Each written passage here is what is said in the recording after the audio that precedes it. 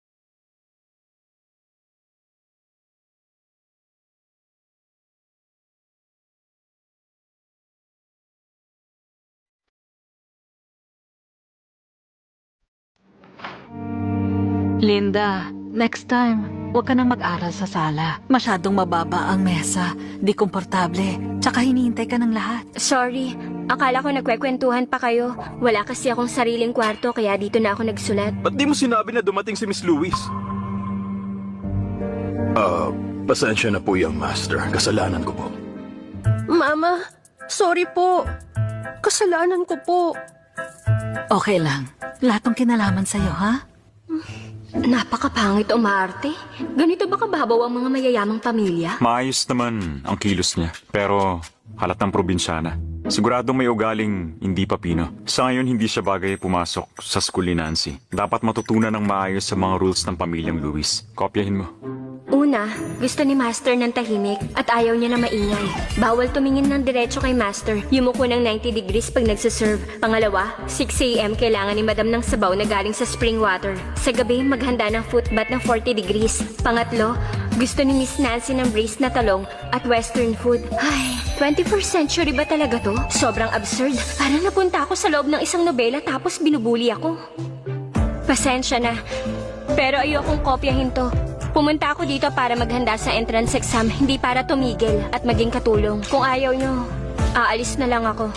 Anong sinasabi mo?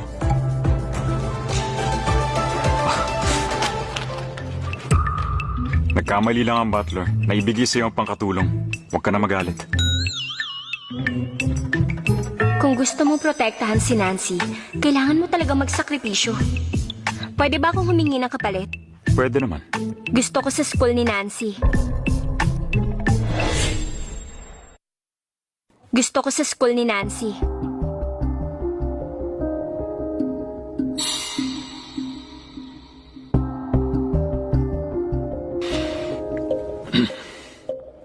Okay. Sige. Dumikit ka lang kay Nancy at huwag kang manggulo. Nabalitaan ko ang mga teacher daw dito. Puro top grads ng Luminara University. Siguradong tataas pa ang grades ko nito. Pa, napag-usapan na natin na mas mahal mo si Nancy. Ba't pagdating ni Linda, si Nancy ang mas kawawa? Kuya, tama na.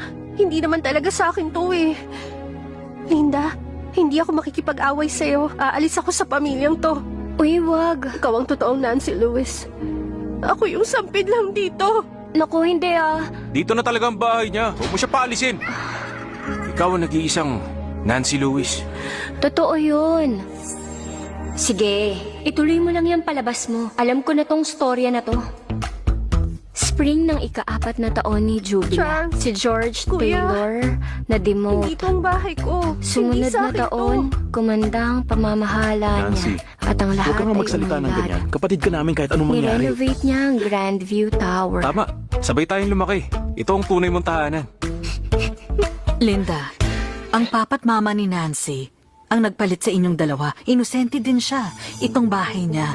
Kaya, pwede bang makasundo mo siya? Hindi ba siya ang dapat na tanongin niyo? Wala akong say sa pamilyang to. Bahala siya kung magiging fair siya. Ano ha? Na di kami fair sa'yo? Baliw na tong lalaki na to. Ano yung tingin na yan?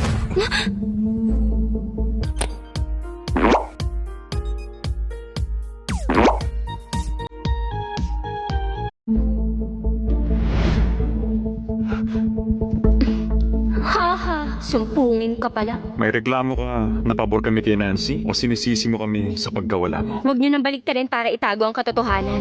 Alam ko naman pabor kayo sa kanya. Sa ampunan, marami rin akong mahal doon. Pag may conflict ka sa kanila, sila rin ang kakampihan ko. Pero Pero ano, si Nancy ang poprotektahan namin. Di ikaw, di ka namin kilala. parang ang hirap naman nilang kausap. Kayo kasi ang nagpalaki kay Nancy. Kaya naiintindihan niyo siya. Kung talagang gusto niyang umalis, mag-empake na siya at umalis na. Kaya wag niyo akong piliting mamili. So ngayon, gusto mo ba talagang umalis?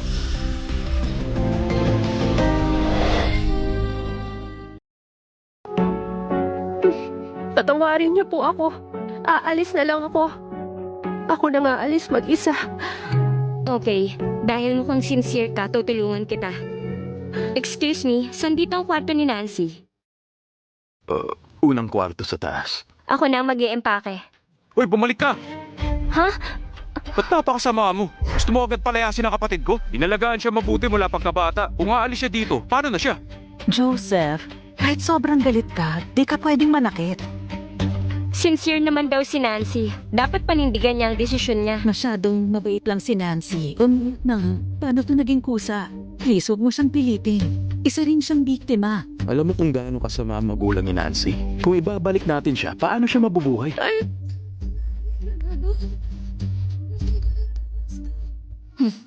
Buti ko yung palitan noon.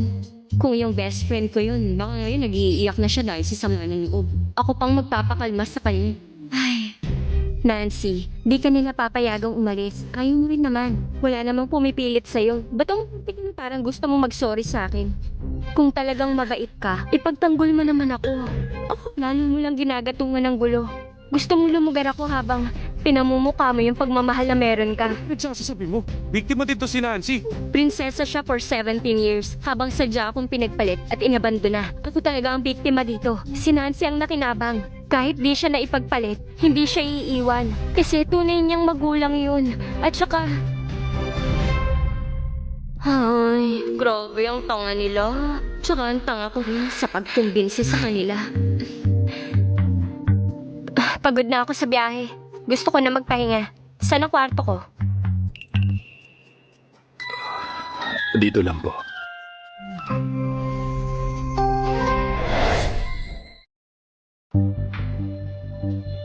Linda, marami na tayong nakitang kwarto ngayon. Alin din ang gusto mo?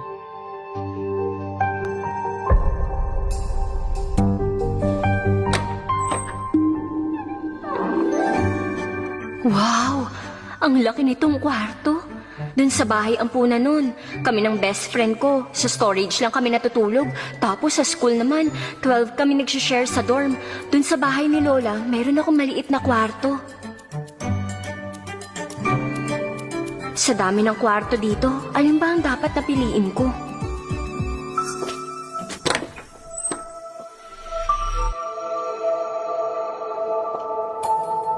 Linda, malaki na ang utang ko sa'yo. Kung gusto mo, itong kwarto ko, okay lang din. Ito na naman tayo, hindi na natapos. Tong si Nancy namin, masyado talagang mabait. Si Lola, ganyan din ako kino-comfort. Ako din ang paborito niya. Wag mo nang isipin yan, wag na. Pagdating ko sa Lewis family, handa akong hindi niyo mamahalin. Kailangan ko mag-aral na mabuti, makakakuha ng residency, mag-aaral sa Luminara at kumita para sa sarili. Ma, kwarto na to ni Nancy. Sa dami ng kwarto na pagpipilian, ito pang kukunin niya. Di biro ang pinagdaanan ni Linda, pero babawi tayo sa kanya. Di pwedeng baliwalayin si Nancy. Sa'yo na yung kwarto na yan. Sa susunod, kung hindi ka naman willing gawin, huwag ka na magpakitang tao. Hindi Hindi naman, Mama. Hindi ganun. Pare-pareho naman ang design ng kwarto. Yung nasa taas na lang ang kukunin ko. Magandang location. Tsaka tahimik. Okay mag-aral dun. Pareho lang talaga. Di lang talaga namin alam ang mga design na gusto mo. Pag nakasettle ka na, sabihin mo lang kung anong gusto mo para ma-add namin. Okay. Linda, pwede mo na ba akong tawagin na Mama?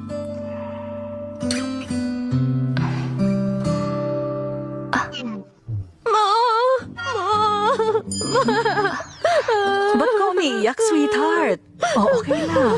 Ang awkward nun, buwisit. Ba't ba ako sumagot agad? Baka isipin niya, type ko siyang tawaging mama.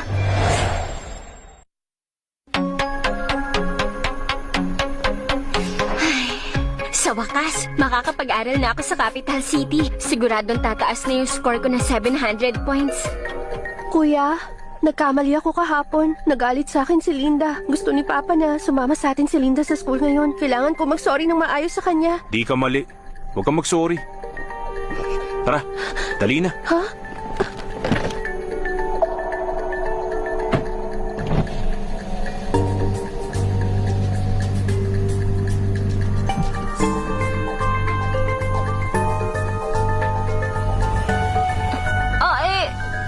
Ba't ganito tong mga to? Saan ako kukuha ng taxi dito sa Villa District? Hindi ako pwedeng malate sa klase. Hello, Pa? You have to try UV glue. This little thing is really amazing. Just shine a UV. Grabe tong si Papa. Pinasabay ako sa kapitbahay naming si Ethan Miller. Di ba siya yung type talaga ni Nancy Lewis? Kahit na tinatanggihan niya ang arranged marriage niya kay Nancy.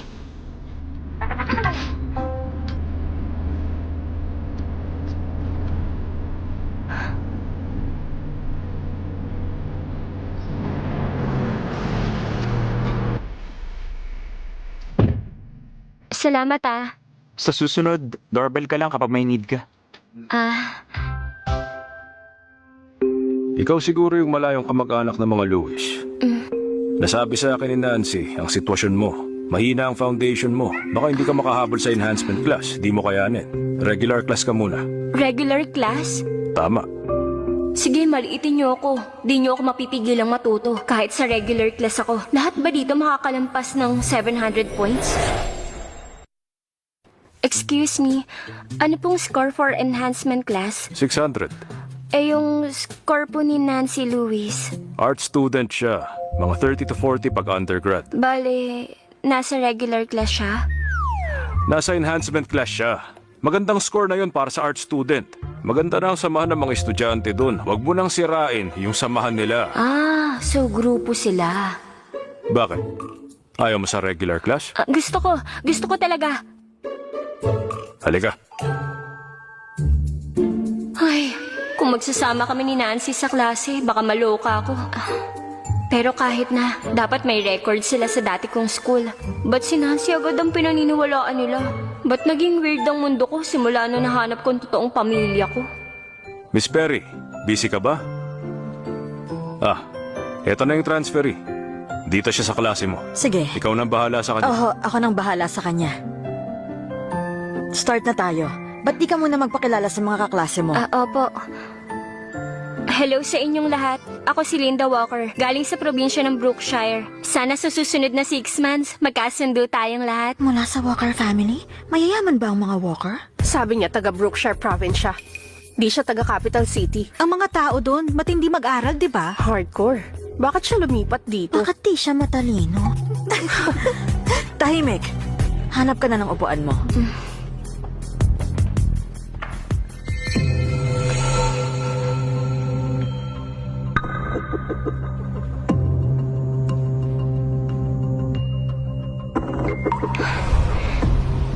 Maganda tong pwesto ko. Malapit sa teacher. Tahimik pa. Walang istorbo. Okay, mga bata. Buksan na ang textbook nyo sa page 103. Ayos, nakasettle na ako. Oras na para mag-aral para sa college exam.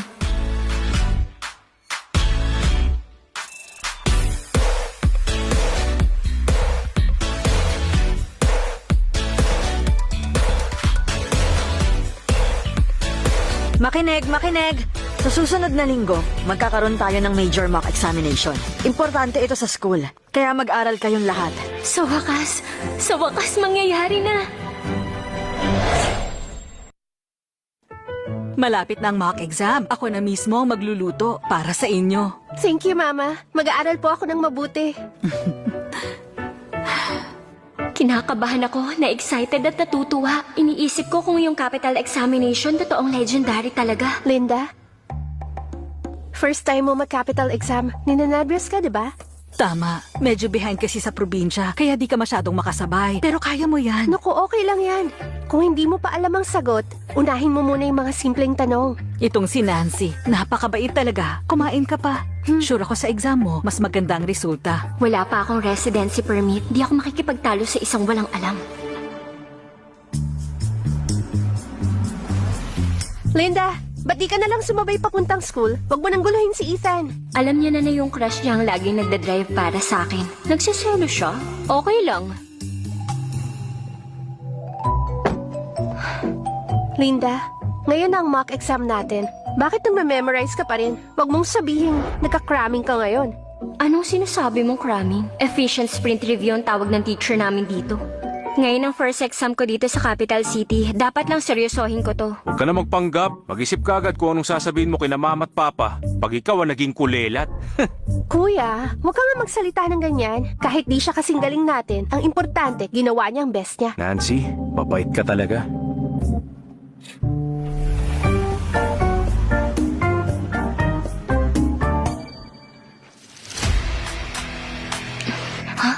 Capital exam, capital exam, capital exam. Kaya pala nasabi ng best friend kong graduate na nagbibigay ng sobrang confidence tong capital exam. Ganito pala yun. Simulan nyo na ang exam. Ngayon ipapakita ko sa inyo ang lakas ng estudyanteng walang tigil sa pag-aral at sa pagmemorya. Galing ako sa Brookshire. Ang score ko mataas pa sa 650 points na walang adjustment.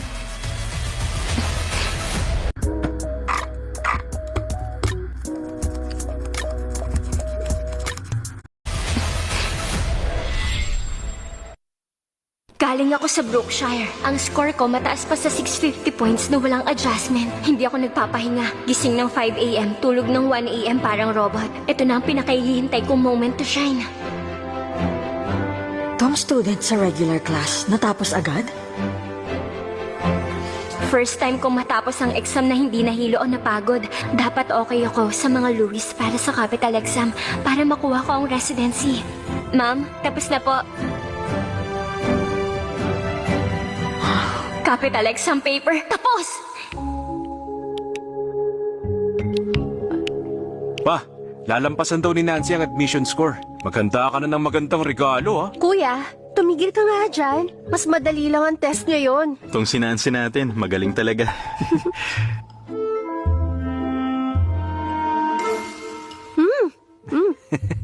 Iba talaga pag may capital city residency. Masaya lang buong araw.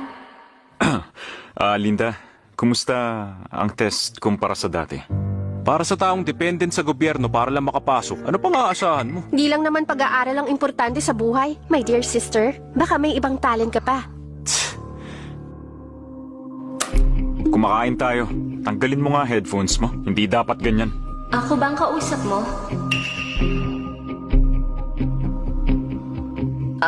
Tungkol sa mock exam.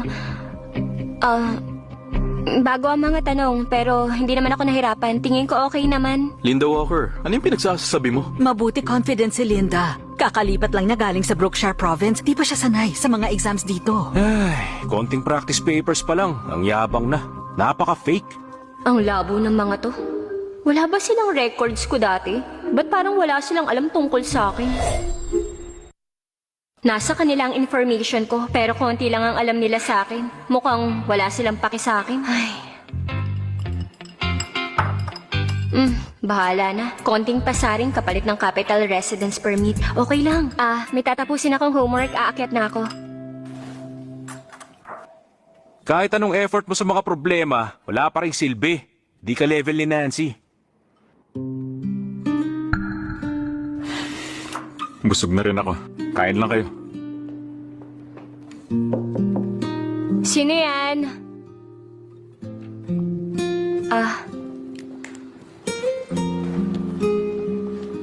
Linda? Ano po yun?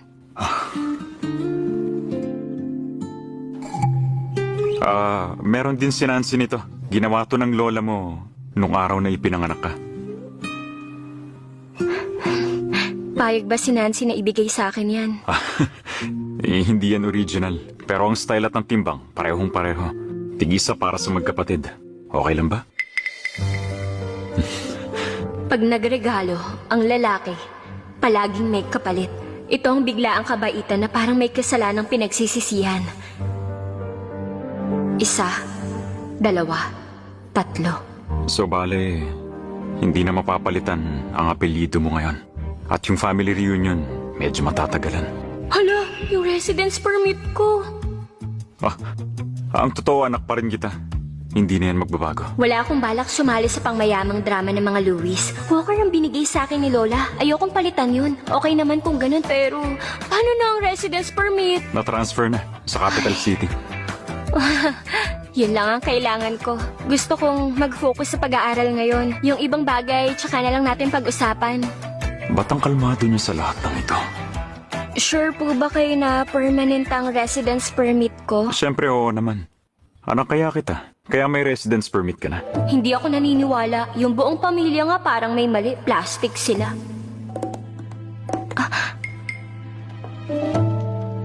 Manumpa ka. Gayahin mo ko. Ha?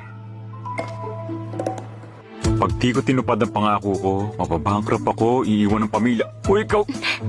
Okay. Mag-aaral na ako. Pahinga ka na rin. Matulog ka na maaga. Mahimbing na tulog. Taga...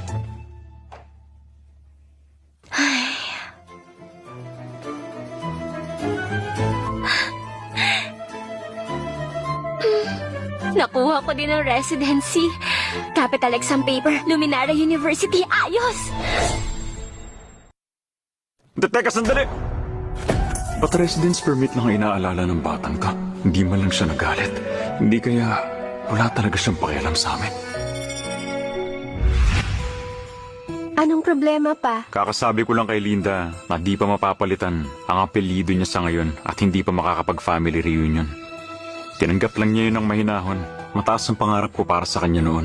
Masyado ba akong naging mahigpit sa kanya? Huwag mo isipin, pa. Pag ganyang age talaga, mataas ang pride at kunwari, di apektado at ayaw sa tao.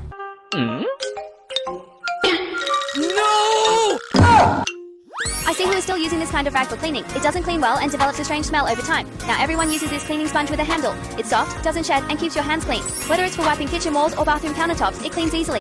Mataas ang pride at kunwari, di apektado at ayaw sa tao. Oo nga naman. Naging mabait naman tayo. Binigyan natin siya ng sobra pa sa inaasahan. At least alam niya kung saan lulugar. Alam niyang hindi humingi ng hindi kanya. Tama naman kayo. Pero ramdam ko na parang wala siyang connection sa ating lahat. Para bang ready siyang umalis agad. Paano yun pa? Hindi matalino si Linda. Wala pang talents. At umaasa lang sa pamilya natin. Paano siya aalis? Ay, Papa, baka naman nag-a-adjust pa si Linda sa bagong buhay niya. Don't worry. Gagawa lang ako ng maayos na connection sa kanya. Huwag kang mag-alala. Ikaw talaga, ang galing mo mambola. Papa, late na pala. May pasok pa bukas, matutulog na ako. Okay. Matulog na kayong lahat.